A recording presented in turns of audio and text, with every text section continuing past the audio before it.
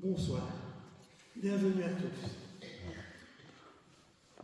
Nous avons le grand plaisir aujourd'hui d'accueillir Philippe Servet. Philippe Servet, en réalité, je le connais bien, parce que c'est un de mes voisins.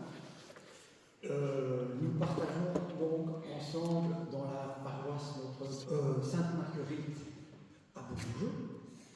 C'est une paroisse où justement se vit une intense activité de paroisse, vraiment.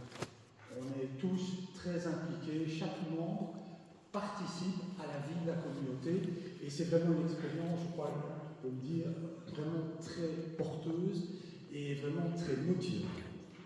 Alors, pour vous dire un petit peu qui est notre ami Philippe, il faut savoir qu'il y a bien 40 ans maintenant qu'il est arrivé dans l'IMP, dans l'Institut pour personnes handicapées physiques, et il y a travaillé 40 ans, dont 21 ans en tant que directeur. Évidemment, il a pris aussi, chose étonnante, un congé pendant 9 mois pour aller vivre au sein de l'Arche, du foyer de l'Arche, créé par Jean Vanier, près de Compiègne. Il est aussi, et ça c'est aussi une grosse caractéristique généralement des gens bien investis, il est bien investi dans les associations du Namurois, comme notamment les Trois Portes, qui accompagnent des personnes sans abri, Handipar, qui insère des personnes handicapées mentales au sein d'un dispositif de récupération de déchets et finalement de revalorisation de ces matériaux au sein de la ressourcerie namuroise. Il est aussi un bon pilier de RCF Sud Belgique et on l'entend régulièrement sur les ondes de RCF Namur.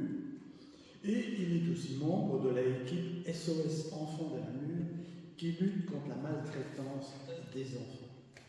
Voilà, une personne qui a aussi eu un enfant handicapé, donc je pense qu'il n'y avait pas de meilleure personne à contacter quand nous avons dû parler du handicap, parce que lui, il l'a vécu pendant une grande partie de sa vie, et je crois qu'il n'y a personne qui pouvait en parler aussi bien que lui.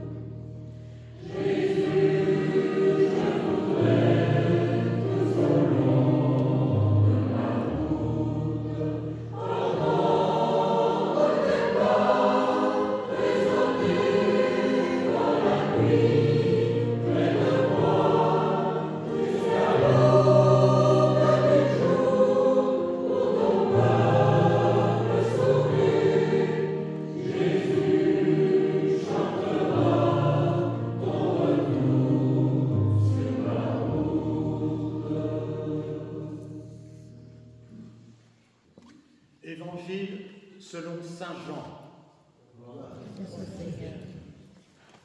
En passant, Jésus voit un homme aveugle de naissance. Seigneur, qui a péché pour qu'il soit né aveugle? Lui ou ses parents? Ni lui, ni ses parents. Mais c'est pour que les œuvres de Dieu se manifestent en lui. Jésus crache à terre, fait de la boue avec sa salive et l'applique sur les yeux de l'aveugle. Va te laver à la fontaine de Siloé.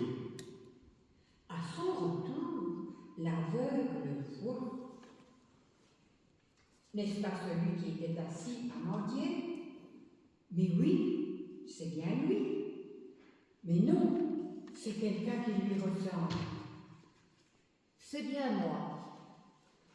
Et alors, tes yeux, comment se sont-ils ouverts? L'homme qu'on appelle Jésus a fait de la boue. Il m'en a frotté les yeux et m'a dit « Va à Siloé et lave-toi ». Alors moi, j'y suis allée, je me suis lavée et j'ai retrouvé la vue. Où est-il celui-là? Je n'en sais rien. Pendant ce temps, quelques témoins vont chercher les pharisiens. À leur arrivée sur les lieux, ils disent « Dis-moi, comment as-tu retrouvé la vue? Il m'a appliqué de la boue sur les yeux, je me suis lavée et je vois. Ah, cet individu n'observe pas le sabbat. Il n'est donc pas de Dieu. Comment un homme pécheur aurait-il le pouvoir d'opérer de tels signes? Et toi, que dis-tu de celui qui t'a ouvert les yeux? C'est un prophète. Nous refusons de croire qu'il était aveugle et qu'il a retrouvé la vue sans avoir convoqué ses parents. Que l'on convoque ses parents. Des gens dans la foule vont chercher les parents de l'aveugle guéri. Cet homme est-il bien votre fils dont vous prétendez qu'il est né aveugle? Oui, c'est notre fils, et il est bien né aveugle. Alors comment va-t-il maintenant? Demandez-lui, il est assez grand pour vous répondre. Rends gloire à Dieu. Nous savons que cet homme est un pécheur. Je ne sais pas si c'est un pécheur. Je ne sais qu'une chose. J'étais aveugle et maintenant je vois. Que t'a-t-il fait? Comment t'a-t-il ouvert les yeux? Je vous l'ai déjà raconté, mais vous n'avez pas écouté. Pourquoi voulez-vous l'entendre encore une fois? N'auriez-vous pas le désir de devenir ses disciples, vous aussi? Toi, tu es son disciple. Nous sommes les disciples de Moïse. Nous savons que Dieu a parlé à Moïse, tandis que celui-ci, nous ne savons pas d'où il est. C'est bien là, en effet, l'étonnant que vous ne sachiez pas d'où il est alors qu'il m'a ouvert les yeux. Dieu, nous le savons, n'exauce pas les pécheurs. Mais si un homme est plein de piété et fait sa volonté, Dieu l'exauce. Jamais on n'a entendu dire que quelqu'un ait ouvert les yeux d'un aveugle de naissance. Si cet homme n'était pas de Dieu, il ne pourrait rien faire. Tu n'es que péché depuis ta naissance et tu viens nous faire la leçon. Allez, va-t'en. Crois-tu, toi, au Fils de l'homme? Qui est-il pour que je croie en lui? Eh bien, tu l'as vu. C'est lui qui te parle. Je crois, Seigneur. Je suis venu en ce monde pour une remise en question, afin que ceux qui ne voyaient pas voient, et que ceux qui voyaient deviennent aveugles. Que veux-tu dire par là? Est-ce que par hasard, nous, les justes, nous serions aveugles nous aussi? Si vous étiez des aveugles, vous n'auriez pas de péché. Mais à présent, vous dites, nous voyons, votre péché demeure. Cet homme est un suppôt de Satan. Pourquoi l'écoutez-vous? Ne l'écoutez pas. Malheur à vous, scribes et pharisiens, hypocrites, vous qui barrez aux hommes l'entrée du royaume des cieux. Malheur à vous, guides aveugles, qui vous inclinez devant la lettre de la loi, mais qui en violez l'esprit, la justice, la miséricorde et la bonne foi. Malheur à vous, scribes et pharisiens hypocrites, vous qui ressemblez à des sépulcres blanchis. En dehors, ils ont une belle apparence, mais au-dedans, ils sont pleins d'ossements de mort et d'impuretés de toutes sortes. Votre maison est une maison de désolation. Et je vous le dis, désormais, vous ne me verrez plus jusqu'à ce que vous disiez « Béni soit celui qui vient au nom du Seigneur, car le Père et moi, nous sommes un. » Blasphémateur, il l'a blasphémé. Lapidez-le, c'est un faux prophète. La foule quitte la scène. Les pharisiens se concertent.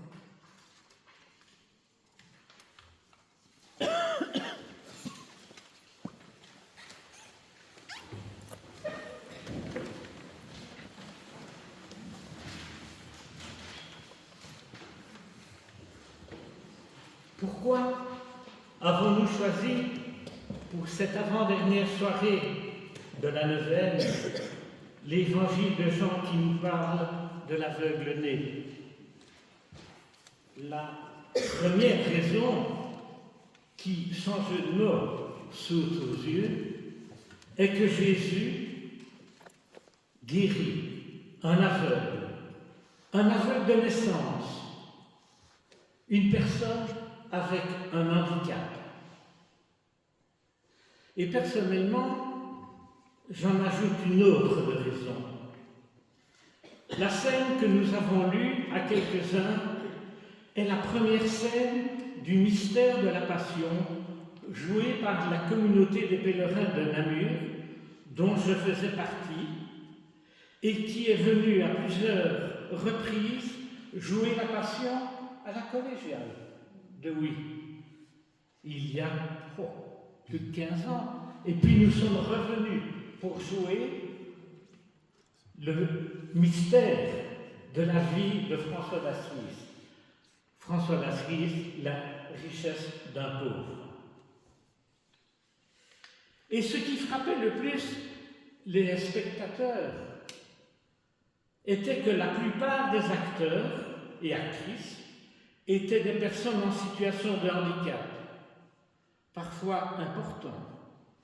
Handicap mental, handicap physique, handicap psychiatrique.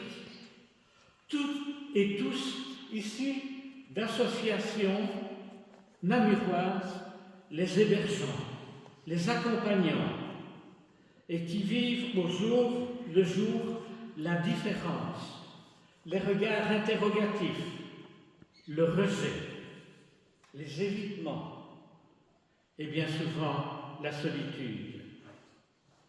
Et oui, mes réflexions, ma pensée, mes engagements passés et actuels sont donc marqués de mes expériences professionnelles, personnelles, de ma rencontre avec des personnes en situation de handicap qui m'ont fait changer de trajectoire professionnelle et m'ont aidé à emprunter d'autres chemins d'humanité. Mais revenons un peu à l'évangile de Jean, qui met en scène le miracle de cet aveugle né. Jésus et ses disciples passent à proximité d'un homme qui mendie sur le côté de la route, puisque réputé aveugle de naissance.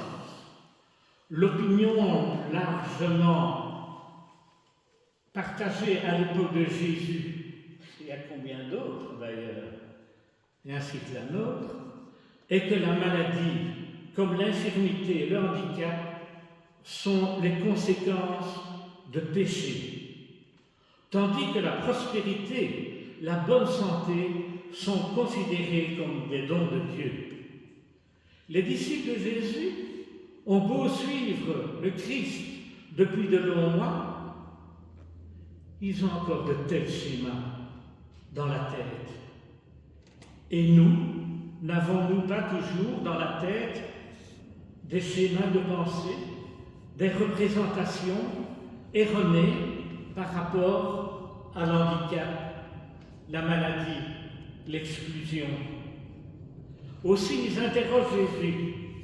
Mais si cet homme-là est infirme, handicapé, pourrait-il être lié à son propre péché? Et si lui n'a pas péché, alors sans doute ses parents sont responsables. Jésus n'hésite pas. Ni lui, ni ses parents, dit-il tout de go. Il ne dit rien d'autre, mais il agit. Jésus fait une sorte de boue avec la poussière du chemin et sa salive, la place sur les yeux de l'aveugle et lui ordonne d'aller se laver à la piscine de Siloé, qui est un lieu alimenté par une source et destiné au bain rituel de purification. Cet élément nous éclaire d'ailleurs sur le fait que pour Jésus et ses contemporains, le soin du corps et le soin de l'âme ne font qu'un. L'homme, obéissant aux injonctions de Jésus, va se laver et se retrouve voyant. Puis il rentre chez lui. Étrangement, ses voisins ne le reconnaissent pas. Une façon de dire que l'homme était tellement identifié à son handicap, on le reconnaît aveugle. Et il est voyant maintenant, on ne le reconnaît plus. L'ancien aveugle a recouvré la vue. Et ce sont les voyants qui n'en croient pas leurs yeux. Cet homme est-il bien celui qu'ils connaissent depuis des années et qui mendiait? Et oui, ici je ne peux m'empêcher de faire part de l'expérience de nombreuses fois renouvelée lors des représentations du jeu de la Passion en Wallonie, à Bruxelles, en France et en Suisse. Quand nous arrivions à un lieu où nous jouions le spectacle en soirée, il était souhaité que la plupart des acteurs soient reçus dans les familles pour le repas du midi. Et c'était toujours un grand moment de fête, de rencontre dans une famille bienveillante et aux petits soins pour les personnes accueillies. Mais que de fois avons-nous été interpellés par des membres des familles accueillantes, tristes et déçus de n'avoir pas vu les personnes qui étaient venues manger chez eux le midi. Ils n'avaient tout simplement pas reconnu la personne accueillie au repas, transfigurée quelque part par leur rôle et la dynamique, le souffle du spectacle. On demande alors s'il est vraiment celui qui ne voyait pas. Il confirme et raconte ce que Jésus a fait pour lui. Devant un tel phénomène, on conduit l'homme auprès des pharisiens pour tenter d'éclairer le mystère. Là encore, on est en droit de sourire. L'homme qui ne se conduisait seul qu'à grande peine, forcément, est alors la personne qui a retrouvé la vue et qui conduit les pharisiens qui n'ont pas vu clair dans cette affaire. Avec une logique de fonctionnaires, de policiers, les pharisiens questionnent, instruisent le dossier. Que s'est-il passé? Ah oui, l'homme aurait dû être guéri le jour de sabbat, où tout travail est exclu. Donc celui qui a fait cela ne peut venir de Dieu, car Dieu ne peut enfreindre aucune règle. Car tout ce qui vient de Dieu, c'est Dieu lui-même qui l'a établi. Pour ces hommes, il ne fait pas de doute que Dieu lui-même se soumet au sabbat. De nouveau, là où la mentalité moderne refuse le miracle parce que contraire à l'ordre de la nature, la mentalité religieuse à l'époque de Jésus le conteste parce qu'il s'oppose à la loi de Dieu. Aujourd'hui, la mentalité est plutôt de soumettre Dieu aux lois de la physique, de la biologie, des sciences. Là, ou bien, on remet tout ça sur le compte des lois religieuses. Et les responsables religieux décident de se livrer à une enquête plus approfondie. Il faut vérifier la réalité du miracle.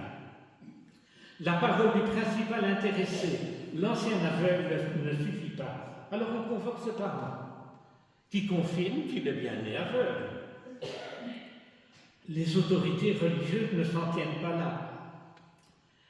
Elles sont qualifiées, elles, pour savoir ce qui est de Dieu et ce qui ne l'est pas. Elles convoquent à nouveau le miraculé. Et que répond-il? Ben, je vous l'ai déjà dit, et vous n'avez pas écouté. Voudriez-vous, vous, être de ses disciples aussi? La mise en scène de l'évangile de Jean met donc en place les forces en présence et annonce le combat dans lequel vont s'affronter ceux qui se sont appropriés Dieu.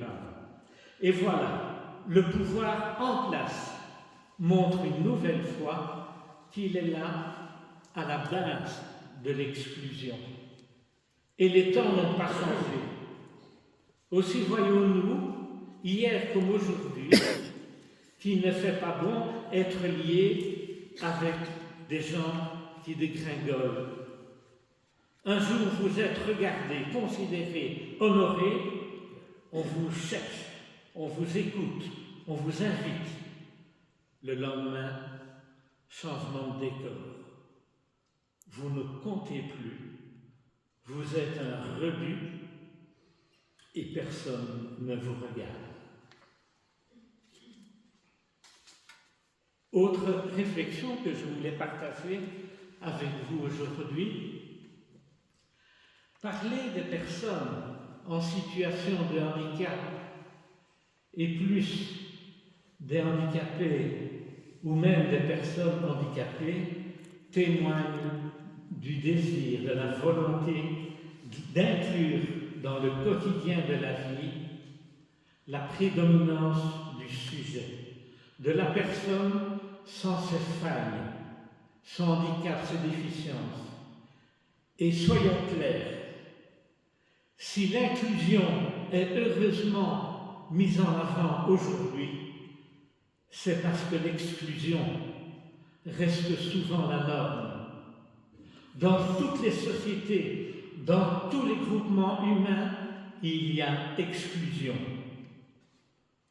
Pensons à la Fondation de Rome, qui par la suite est devenue maîtresse du monde.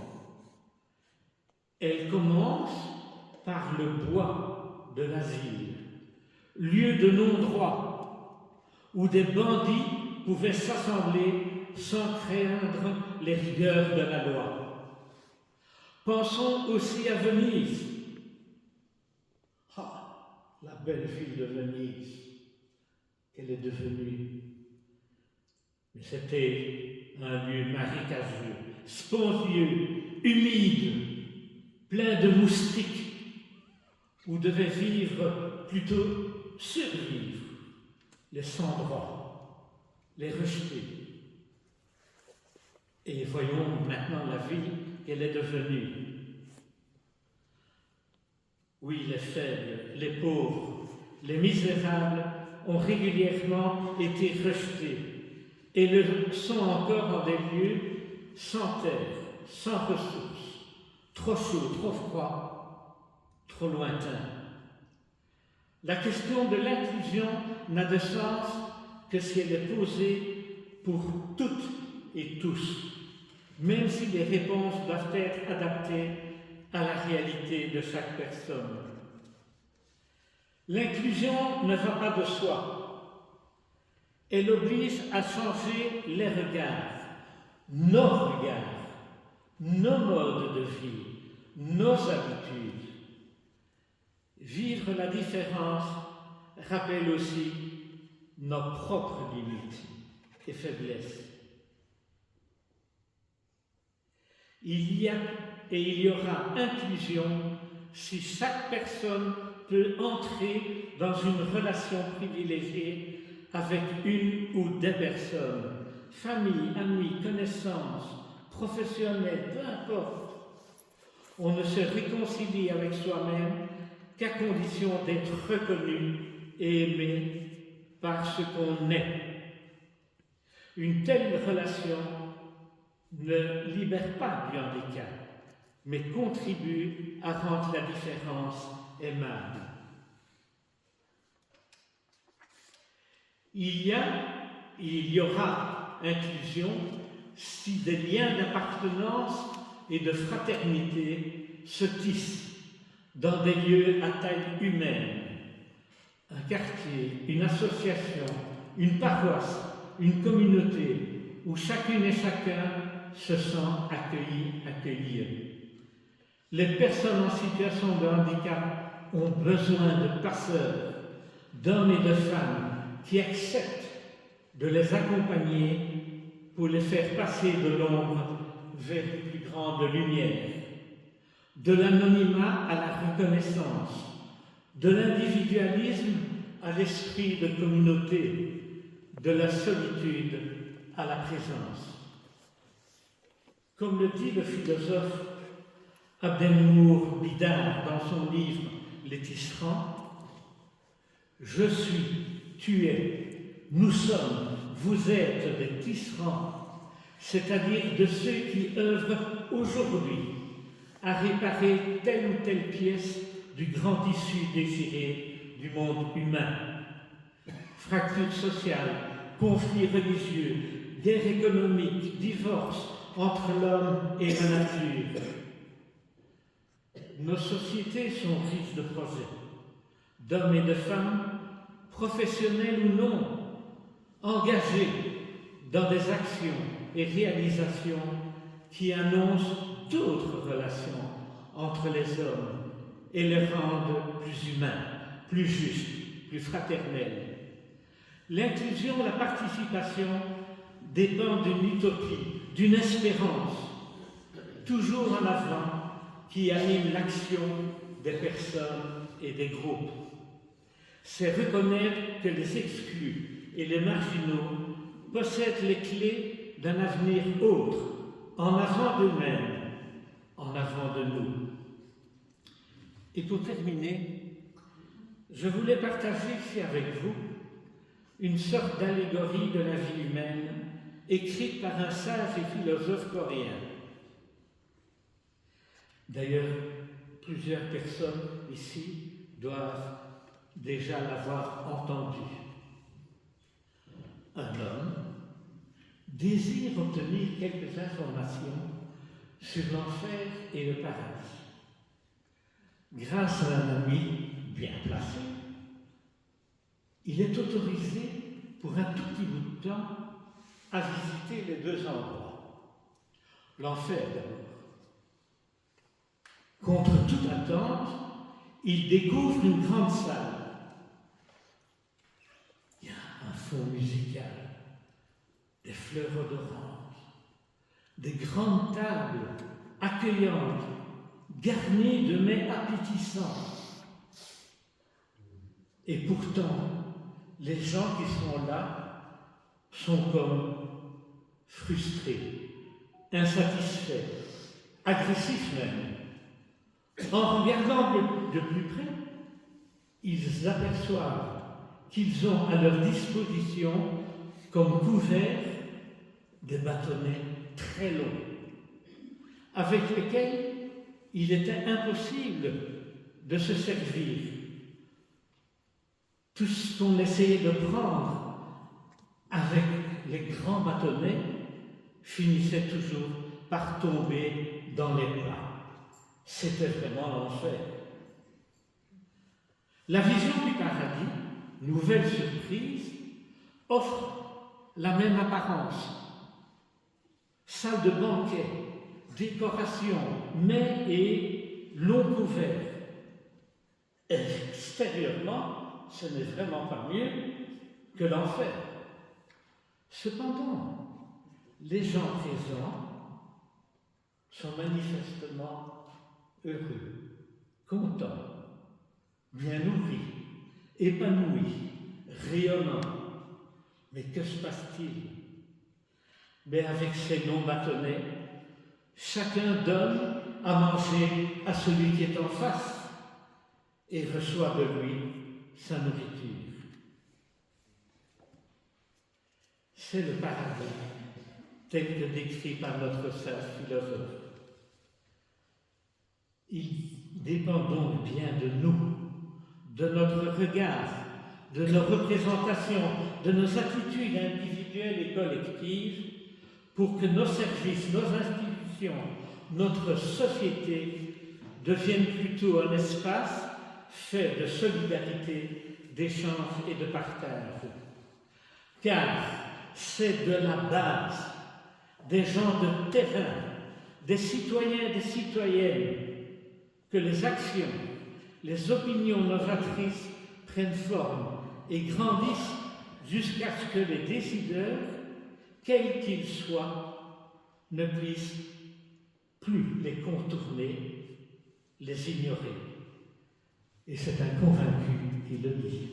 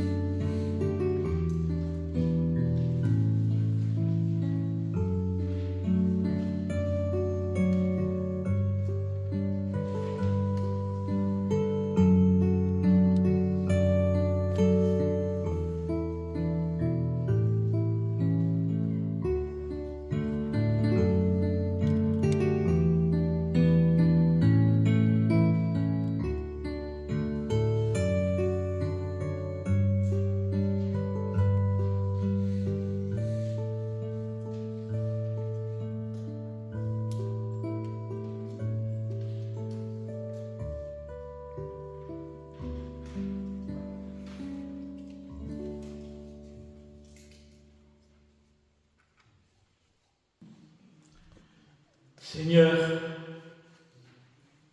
fais que nous soyons chacun et chacune des tisserands, des constructeurs de nouveaux liens entre toutes les personnes de nos différentes communautés dans lesquelles nous agissons, dans lesquelles nous vivons. Et fais que nous soyons ouverts à la différence et à l'accueil inconditionnel de chacun et de chacune.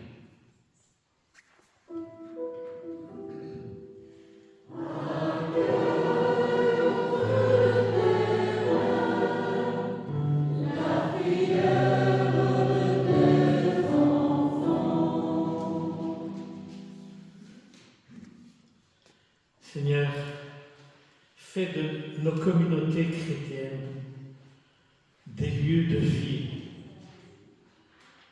des lieux où la vie circule entre chacun des membres, et fais que nous soyons des signes de ce royaume que nous sommes appelés à construire dès maintenant.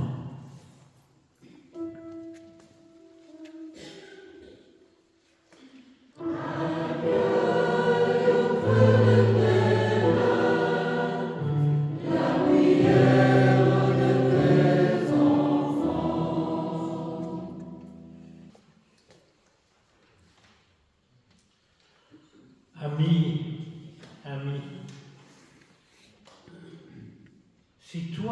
et moi, avec nos doutes, nos questions, nos espoirs, c'est parce que nous demeurons interpellés par l'histoire de cet homme qui a marché sur les routes de Palestine, semant ça et là au milieu de son peuple des germes de justice, de paix et d'amour.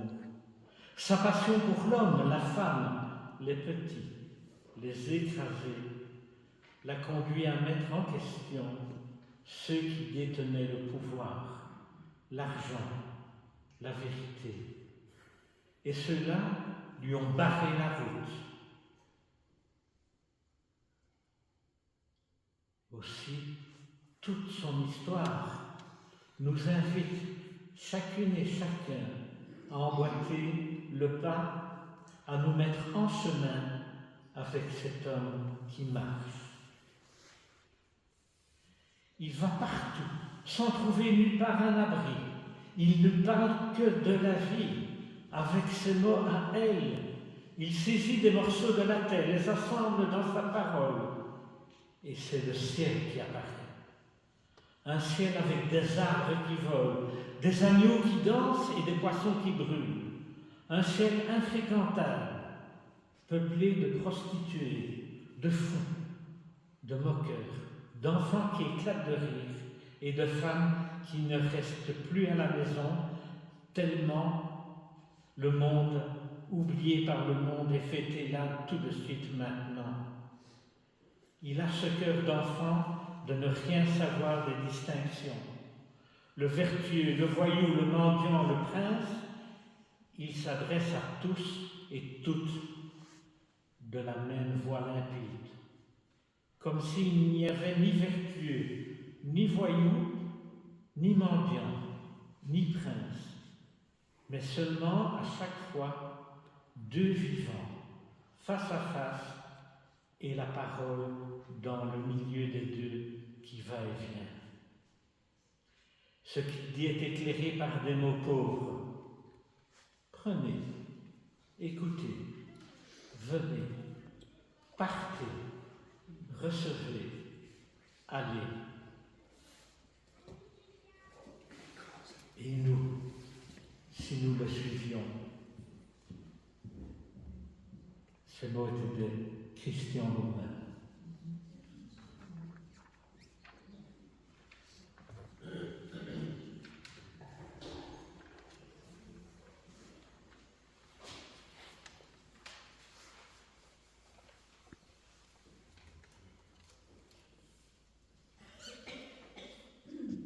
Voilà. Un tout grand merci à Philippe pour ce que tu nous as partagé aujourd'hui. Puissions-nous chacun, là où nous allons, là où nous passons, changer notre regard. Déjà ne pas le détourner de ce que nous voyons. Changer, mettre du cœur dans le regard.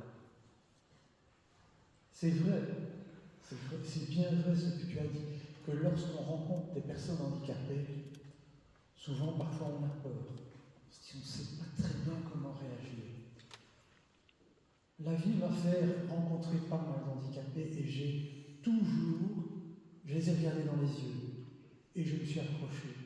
Et souvent, ça s'est terminé par une accolade où je recevais plus que ce que je pouvais peut-être donner. On ne s'imagine pas la richesse que peuvent apporter ces personnes différentes.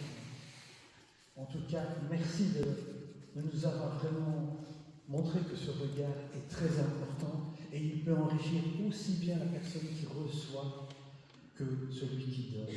En tout cas, tout grand merci. Et je remercie d'autant plus que nous avons eu de la chance, et lui peut-être un peu moins. Il doit se faire opérer de la hanche.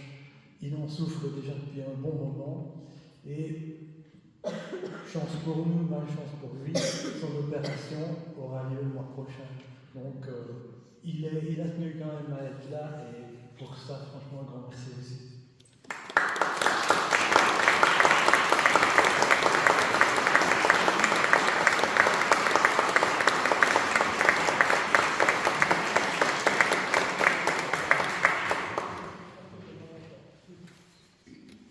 grand merci à Madame Olivier et la chorale d'Abbé.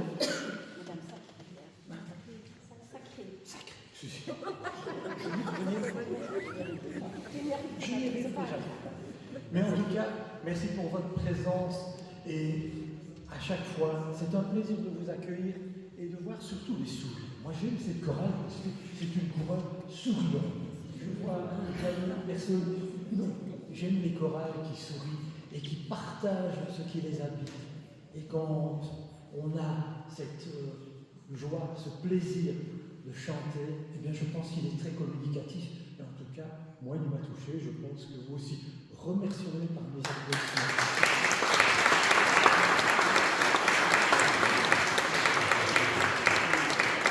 Je vais chanter avec vous.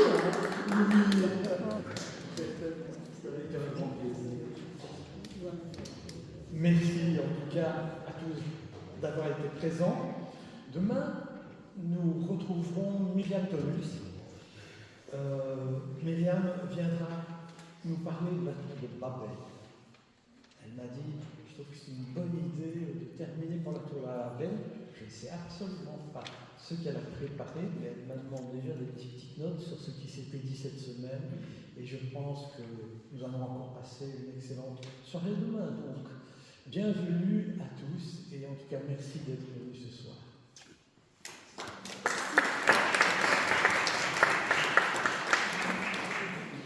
Merci aussi pour la fidélité qui continue et ensemble nous recevrons la bénédiction. Le Seigneur soit avec vous. Que Dieu Tout-Puissant, Dieu d'amour vous bénisse, qui est Père et Fils et Saint-Esprit. Amen. Allez dans la joie et la paix du Christ. Alléluia, Alléluia. Nous rendons grâce à Dieu. Alléluia, Alléluia. Bonne soirée à tous et à toutes et à demain.